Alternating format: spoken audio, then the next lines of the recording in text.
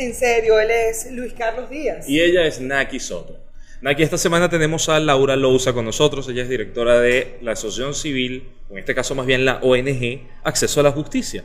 Y Acceso a la Justicia es el observatorio del sistema de justicia venezolano, el Tribunal Supremo y todo lo que ha pasado allí. Han presentado un informe que se llama Camino a la Dictadura, que se va actualizando porque en Venezuela pasan muchas cosas. Entonces, Laura, es la pregunta que todo el mundo te tiene que estar haciendo todo el tiempo. ¿Por qué es una dictadura o por qué se usa esa palabra? Sí, bueno, es una dictadura moderna, no es una dictadura clásica. Entonces de ahí es que viene la duda, ¿por qué se usa esa palabra o desde cuándo, ¿no? Bueno, porque tiene todos los elementos de una dictadura hay un poder concentrado, centralizado. Nosotros sabemos que en los estados, si no está el partido de gobierno, simplemente ellos tienen protectores, órganos paralelos. A nivel central no hay separación de poderes de ningún tipo, el Parlamento está anulado, eso ya desde el 2016. En general también en los municipios también pasa lo mismo. Entonces es un poder concentrado, hegemónico, todo lo decide el Ejecutivo, el cual da las órdenes y después tiene órganos que ejecutan, incluso el Poder Judicial, que debería ser independiente. Más bien, nosotros hablamos del camino a la dictadura con el aval del Tribunal Supremo, porque aquí lo que ha pasado es que él legaliza, entre comillas, al Ejecutivo lo que hace, y también es un poder que termina siendo de hecho, porque los órganos no son nombrados como manda la Constitución, sino según lo que consideren y según el órgano que está con ellos que lo haga, aunque le dan ciertos matices, entre comillas, por eso es lo moderno, de legalidad, ¿no? Eso es lo que califica la modernidad de esta dictadura. Sí, es muy particular porque ellos parecen los más legalistas del mundo, o sea, ellos empiezan desde el año 2000, en realidad incluso antes, desde el 99 empezó este régimen que nosotros los abogados nos dimos cuenta muy rápidamente que el Tribunal Supremo iba dictando unas sentencias donde iba cambiando la Constitución e iba llevando el control del poder cada vez más hacia el Ejecutivo y haciendo que ese poder fuera cada vez más hegemónico en todos los ámbitos, obviamente, como viene de viene de un gobierno democrático porque es elegido según reglas democráticas en su momento, pero ya poco a poco va cerrando, se ha ido haciendo muy poco a poco, eso es otra cosa muy particular. Y entonces, cuando actualizamos ahorita el camino, teníamos la duda, bueno, pero ¿ya estamos o no estamos o todavía es en el camino? Okay. Entonces ahí te digo que no es fácil, algunos dicen, no, pero es que ya estamos, y es que ya estamos. Pero también es verdad que todavía quedan algunos espacios, entonces también es un camino a que sea como más tradicional, ya cada vez la gente se da más cuenta, ¿no? Por la represión, sobre todo, por el cierre de medios, pero no es evidente, en algunos no era evidente, incluso hace 2 años que para nosotros técnicamente ya estábamos, porque cerraste el Parlamento, que es un órgano básico de soberanía popular y de democracia. Sí. Entonces, allí se da la situación. Ahora, Laura, por ejemplo, el Poder Ejecutivo tiene que ejecutar un presupuesto público que se discute, que demás. En Venezuela no. En Venezuela el Poder Ejecutivo decide que no tiene que rendirle cuentas al Parlamento, toma la decisión, decide gobernar vía decreto de emergencia y anula la función del Poder Legislativo y se queda ejecutando presupuesto por su cuenta. Entonces uno dice, bueno, aquí ya no hay ningún tipo de contrapeso institucional, por lo tanto es una dictadura. Pero Hugo Chávez en su momento no hizo también un poco lo mismo cuando tenía el Parlamento completamente a su favor y tampoco rendía cuentas. Entonces, ¿por qué ahora sí y antes no tanto? ¿Qué cambia? Muy bien. Sí, efectivamente es un modelo, es lo que yo decía, o sea, este modelo no empezó con Maduro, este modelo empezó con Chávez, un modelo de gobierno donde vas cada vez siendo más autoritario y cerrando espacios. Lo que pasa es que ya el cierre del Parlamento, o sea, efectivamente parte del modelo es yo gobierno solo, incluso cuando la asamblea era del partido de gobierno, habían habilitantes. Claro, que le permitían acelerar la toma de decisiones y ya. Claro, y entonces ya tú ves que efectivamente, pero había todavía espacio para tener empresas, para tener un medio. Es discutible, ¿no? Pero realmente decir que haya habido una toma del poder absoluto con violación de las formas constitucionales, que es como lo estamos calificando, que así lo explica un politólogo, bueno, ya jurista, ya por supuesto fallecido, que se llama Bobbio en su diccionario de política. Realmente podemos decir que es desde el 2016 en adelante, en particular desde que gana la nueva asamblea, okay, que es donde se dan eventos clave, tú ya nombraste varios. Entonces, primero tenemos, de hecho, Liliana Ortega dice que es cuando el estado de emergencia, porque realmente la manera en que se hizo, con la anulación completa prácticamente de la Constitución, sin decir que derechos restringen a nivel nacional, así, prorrogable completamente sin autorización del Parlamento, sin saberse para qué es ni por qué, realmente, pues allí marca un antes y un después. Ella dice enero de 2016. Provea dice no, cuando se hizo imposible el referendo revocatorio, octubre de 2016.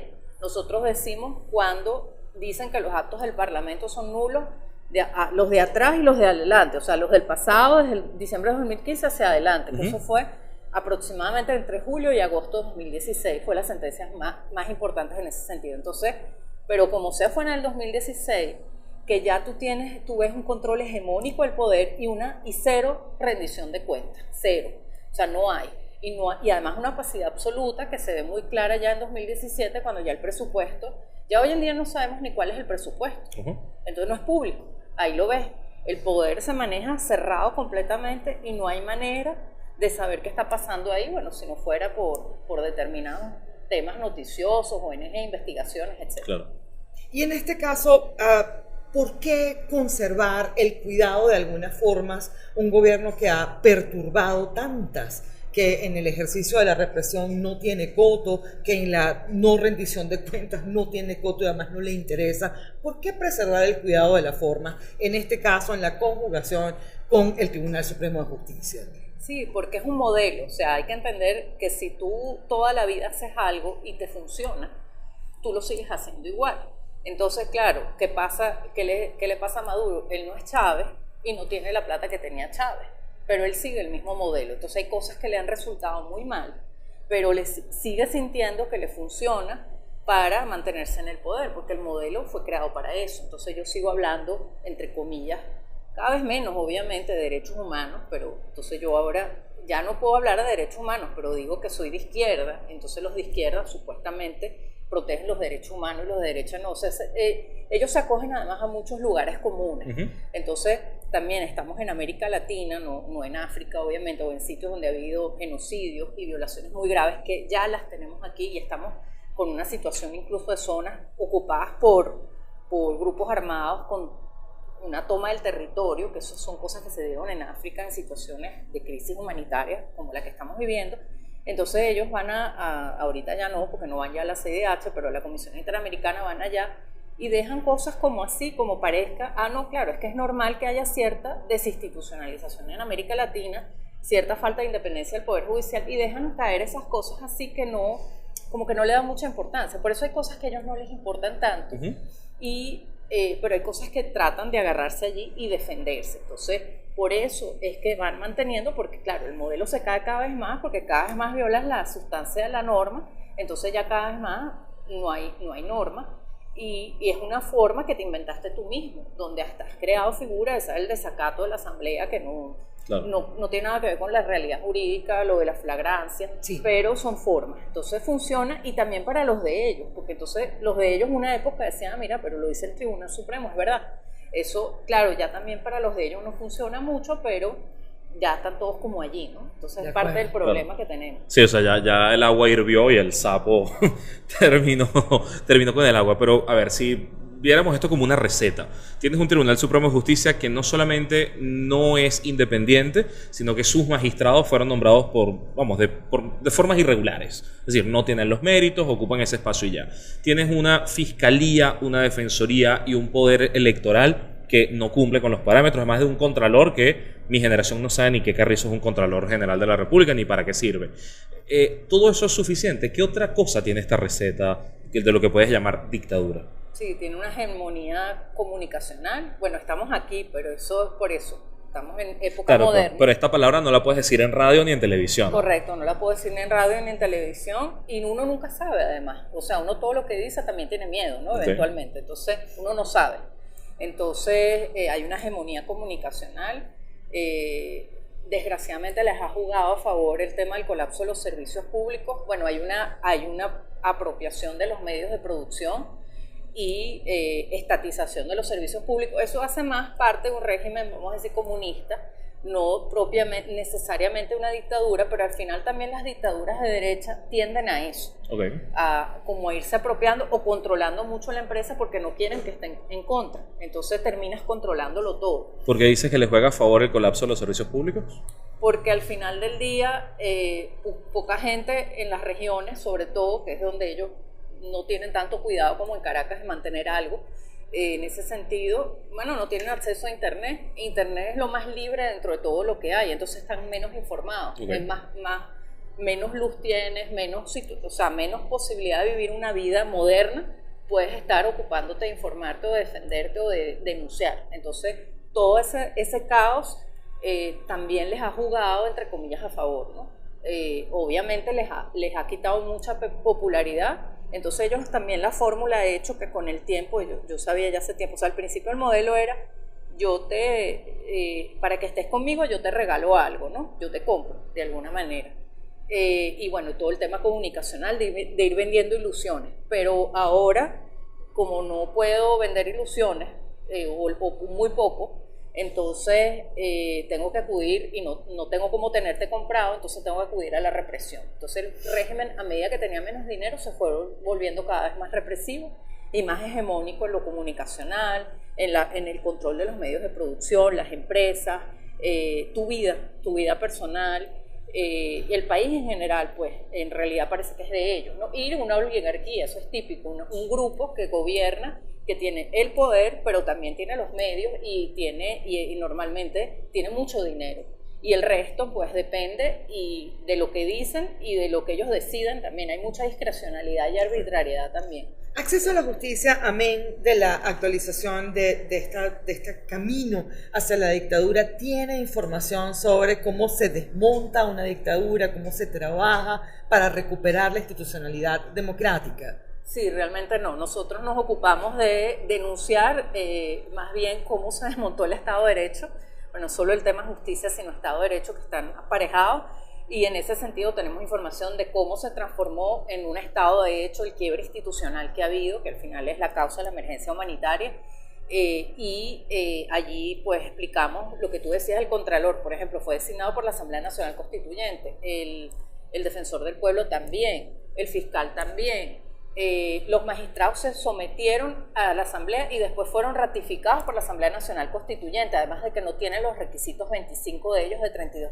Toda esa información la tenemos. El CNE fue designado por sentencias del Tribunal Supremo de Justicia. Así es. Del 2014 unas y ahora del 2016.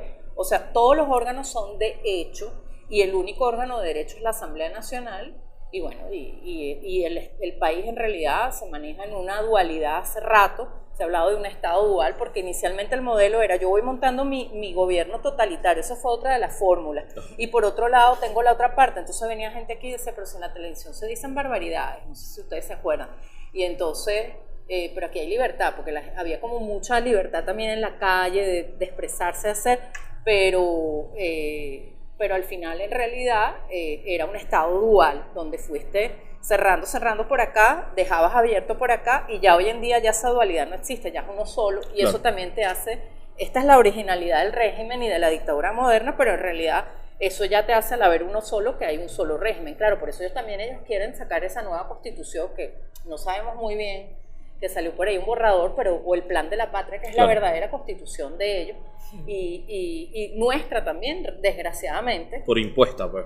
Claro, porque eso es lo que realmente rige el régimen. Claro. Y si tú te lees el proyecto de constitución, ese borrador que salió, que también vamos a hacer un especial sobre eso, por ahí el año pasado, pues ahí ves calcado lo que ha estado pasando, incluso figuras que han creado, como el delito de traición de la patria, como un delito, pero ya a nivel constitucional. Claro. Entonces, cosas realmente graves, típicas de una dictadura. Además, todo esto del enemigo, ¿no? También. Claro, la noción del enemigo interno. Ahora, Laura, cuando los expertos juristas dicen, mira, esto que pasó en Venezuela ya supera lo legislativo, esto ya no tiene que ver con nosotros, esto tiene que ver con política. No es que si tú aplicas el artículo 25/85 se desmonta todo, porque no estamos jugando ludo, no es monopolio donde hay unas reglas, sino es un desastre. ¿Tú estás de acuerdo con eso? O sea, ¿esto ya no es jurídico o en este momento es sobre todo jurídico como se tiene que trabajar? Digo para saber qué tienen que hacer los políticos, porque pareciera que están buscando expertos juristas que resuelvan la receta o, bueno, terminar de echar pulso a ver quién gana. Claro.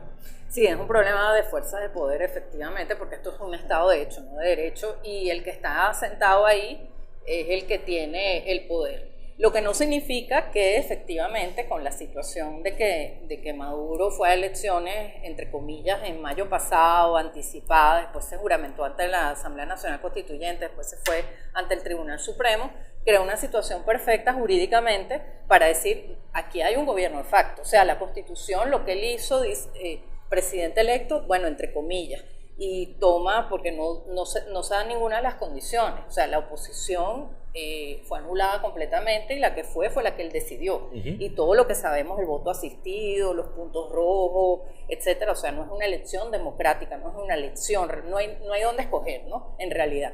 Y luego, en enero, pues no hay toma de verdad de posesión. Entonces, se da esa ventana y jurídicamente el presidente es Guaidó. Ahora, el tema es que la Constitución dice, bueno, dentro de los 30 días tiene que hacer una elección, pero ¿cómo haces una elección si no se dan las condiciones? Claro. Y ese ha sido el gran reto, convencer al mundo, mira, es que, porque el mundo decía, una parte del mundo decía, sobre todo Europa, la Unión Europea decía, bueno, pero vayan a elecciones ya, no vaya a ser que este también sea un usurpador, y que el otro no me queda tan claro porque es el presidente electo hace no sé cuánto, y el año pasado, aunque ellos mismos dijeron que no lo reconocían, pues como que no les queda muy claro, ¿no? Entonces, ¿quién usurpa a quién? Entonces, sí, es una situación compleja y lo ideal sería ir a elecciones, pero para ir a elecciones, obviamente, tienes que tener los órganos constitucionalmente constituidos, y en este momento no los tiene, y no los tiene porque el gobierno no los quiere tener, claro. y los ha constituido como los ha constituido, con su poder. Entonces, ¿cómo haces a desmontar eso? Bueno, yo sí lo pienso mucho, y Luis Carlos, tú que te dedicas tanto también al tema de la defensa de los derechos humanos, yo creo que hay que trabajar mucho a nivel jurídico, eso sí, ante la comunidad internacional y los órganos especializados, en ver esta fórmula de primero que haya un manual de alertas, vamos a decir, o sea, unas alertas tempranas cuando empiezan a pasar ciertas cosas, y no cuando ya estamos tan tarde, y que esas alertas llevan a que algo se dé para que se desbloquee el mecanismo y no que se llegue a tan tarde, porque en el 2004 Vivanco dijo, mira, allá está pasando algo grave, el Tribunal Supremo fue tomado completamente de Human Rights Watch y nadie le hizo caso. Entonces, nosotros íbamos las ONG hasta el 2011 a la ONU, y eso era como que ¿qué les pasa a ustedes? Sí, no les hacían caso. Exacto, entonces es grave. Entonces, y vale este ejemplo de México, es decir, el apresto que ha hecho López Obrador de tantas de estas prácticas, sobre todo en términos discursivos. Pero bueno, ya ingresa Cuba prestando servicios médicos a través de sus médicos, y bueno, ya sabemos para dónde van algunos de los médicos cubanos que salen hoy de Venezuela. ¿Sirve esa transferencia de información? Hay ONGs a las cuales igual se pueda prestar la experiencia venezolana, y que este manual, en efecto, no esperemos a que se desarrolle completo, sino que haya instituciones de médicos capaces de hacerle contrapeso. Sí, nosotros queremos hacer eso, pues, pero obviamente aquí nos come un poco la realidad de crear el manual, ¿no? Porque es impresionante, bueno, y nosotros los venezolanos como que lo tenemos ya en la piel, entonces sabemos que ya cuando empieza, son sobre todo regímenes populistas, ¿no? Y antisistemas, pueden ser de derecha o de izquierda, y empiezan a hablar de militarización, y empiezan a hablar de exceso ese es otro tema muy importante para la toma, que es la militarización, ¿no? Sobre todo con Maduro, eso fue un tema fundamental. Entonces, la militarización, el exceso de policías, pero no para el orden público realmente, sino el orden público del régimen, y ahí vas quitando libertades.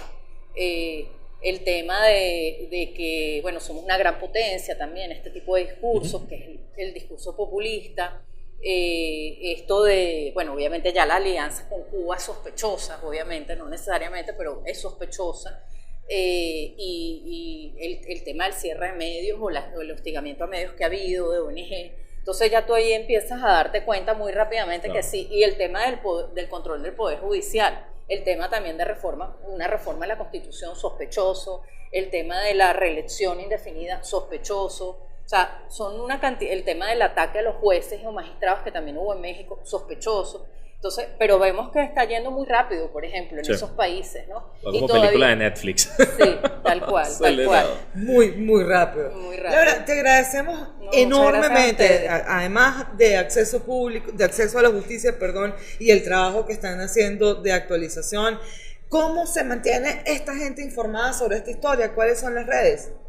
Sí. ¿Dónde los conseguimos? Sí, nosotros estamos en Twitter, en @accesoajusticia, en Facebook, en Instagram, Acceso a la Justicia, y nuestra página web es www.accesoalajusticia.org. Allí consiguen toda la información. Y el Camino a la Dictadura es un especial que está en la página, lo van a ver cuando abren la página, hay varias ventanitas, una se llama así, y ahí entran y ahí tenemos el golpe electoral, el golpe constitucional y el golpe judicial, y hablamos de la anulación de la Asamblea Nacional, hablamos de la Asamblea Nacional Constituyente, la anulación de nuestras elecciones, todas las que ha habido desde 2016 en adelante, e incluso el referéndum revocatorio, y todas las sentencias también del Tribunal Supremo contra la Asamblea Nacional, que hasta ahora han sido, bueno, eran 100, hasta la semana pasada ya son 101 porque hay un nuevo decreto de estado de excepción con la sentencia, que esa es otra peculiaridad, ahorita no las publican todas. Ya pasa. Sale una nota de prensa, entonces ahí tú te das cuenta también la forma, cada vez la vas abandonando también más, ¿no? Porque es un gobierno de hecho. Laura, muchísimas gracias por acompañarnos. No, gracias a ustedes. Amigos, esto fue En Serio. Ella es Naki Soto. Y él, Luis Carlos Díaz. Pueden sumarse en patreon.com/Naki Luis Carlos y ver cómo se conecta la falta de independencia de poderes con la crisis humanitaria compleja que vive Venezuela.